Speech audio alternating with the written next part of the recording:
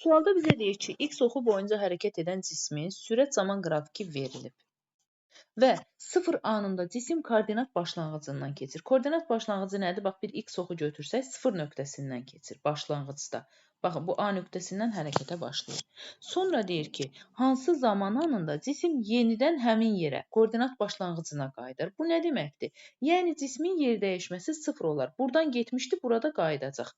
S yer dəyişmə bərabərdir 0-a. Bu qalsın kənarda. Bu məlumatı götürdük özümüz üçün. Davam edək. İndi, baxın, biz necə tapırdıq sürət zaman qrafikində yolu və yer dəyişməni? Fiqurun sahəsi ilə. Baxıram ki, bu cisim A nöqtəsinə müəyyən qədər gəlib, burada çatandan sonra geri qayıdıb.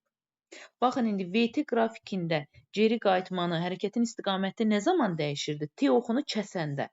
Deməli, bax, bu aşağıda qalan fiqurun sahəsini tapırıq. Fiqurun sahəsi bizə verir 2-də 1. Bu dursun burada. Deməli, bax, bu yuxarıda da 2-də 1 gələrsə, bax, bu aşağıdakı fiqur qədər gələrsə, onların sahəni tapanda nə edirdik? Yuxarıdakı fiqurdan çıxırdıq aşağıdakı fiqurun sahəsini. Onları bir-birindən çıxanda bizə 0 verməlidir. Onda, bax, elə gəlin 2 saniyəni götürək, bax, burada.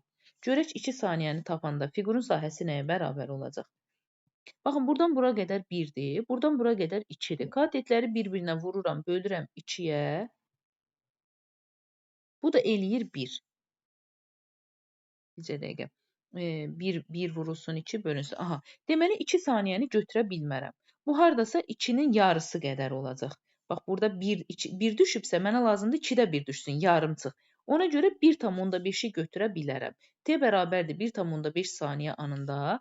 Buradakı fiqurun sahəsi ilə buradakı fiqurun sahəsi bir-birinə bərabər olur və yuxarıdakı S-dən aşağıdakı S-i çıxanda bizə 0 verir.